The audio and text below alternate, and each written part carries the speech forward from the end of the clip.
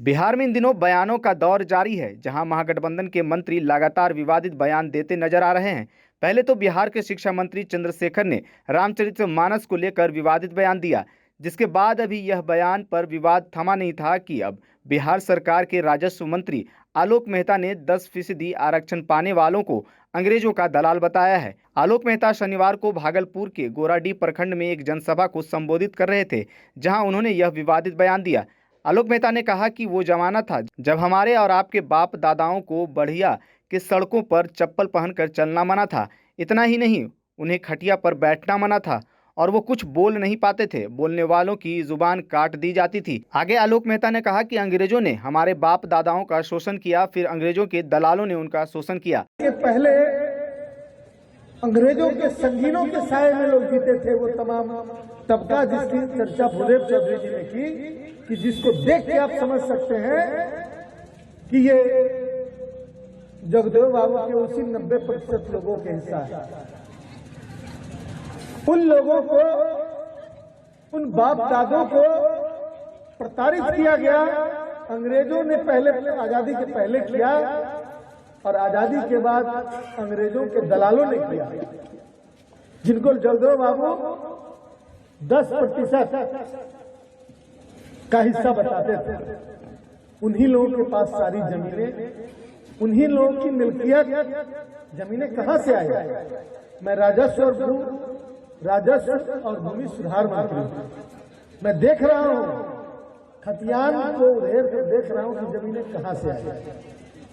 बहुत सारे लोगों को तो अंग्रेजों की दलाली के एवज में, जब अंग्रेज जा रहे थे तो उन लोगों ने मुफ्त में या फिर क्या क्या उसके लिए उन्होंने गंवाया होगा पता नहीं, लेकिन सैकड़ों एकड़ जमीन लिख कर चले गए। लेकिन जिनको जमीन नहीं थी, कम भूमि थी, मेहनतकश किसान, मेहनतकश मजदूर, ये तमाम लोग उनके शिकार थे, जिनके पास जमीनें चली गई।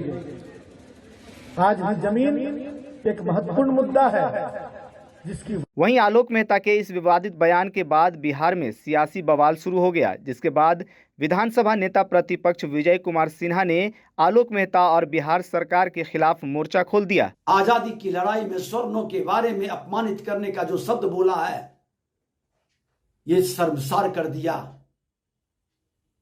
ये वही लोग हैं जंगल राज के पुरोधा, जो जंगल राज लाके जातीय लहर के जहर से वो जातीय नरसंहार कराते थे, जातीय उन्माद पैदा करते थे, अपराधियों का संरक्षक बन करके हत्या, अपहरण, लूट, बलात्कार का व्यापार चलाते थे।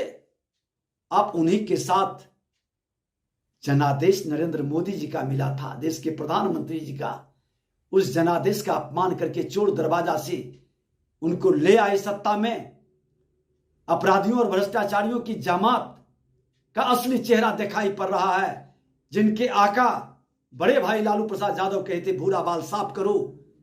उनका पुत्र ने सुधार का प्रयास किया था, A to Z की पार्टी, लेकिन नेचर सिग्नेचर नहीं बदलता है।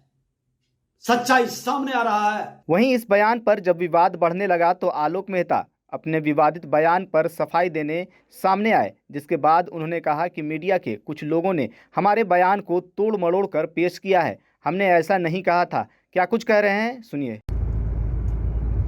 मैं आलोक कुमार मेहता, बिहार का राजस्व, भूमि सुधार एवं गन्ना उद्योग मंत्री। मैं अमर शहीद जगदेव प्रसाद जी के जन्म शताब्दी समारोह, जिसका आयोजन राष्ट्रीय जनता दल के द्वारा आने 1 फरवरी को बापू सभागार पटना में किया जाना है, उस संदर्भ में मैं लोगों से कई जिलों में अपने साथियों से मिल रहा था।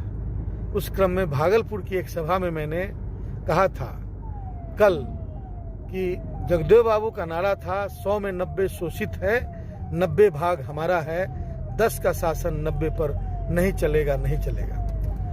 मैंने यह भी कहा था कि जमाने के हिसाब से शोषित और शोषक वर्ग बदलते हैं। अंग्रेजों का जमाना था तो अंग्रेज शोषक थे और भारत के सभी लोग शोषित थे। लेकिन जब अंग्रेज चले गए तो अंग्रेजों के पिट्ठुओं ने, अंग्रेजों के दलालों ने उसकी सत्ता, शोषकों की सत्ता संभाल ली और लोगों को शोषित होने पर मजबूर करते रहे।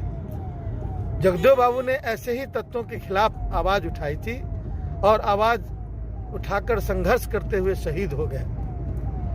मैंने यह कहा कि जो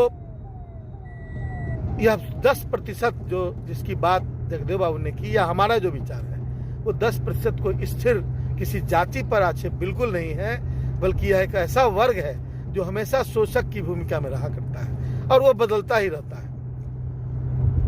बीपी सिंह जैसे पूर्व प्रधानमंत्री और मधुलिमा जैसे नेता जो उच्च वर्ग से आते थे, डॉक्टर राम मनोहर लोहिया, इन तमाम लोगों ने सामाजिक न्याय और जो एक समाजवाद है उसका समर्थन किया।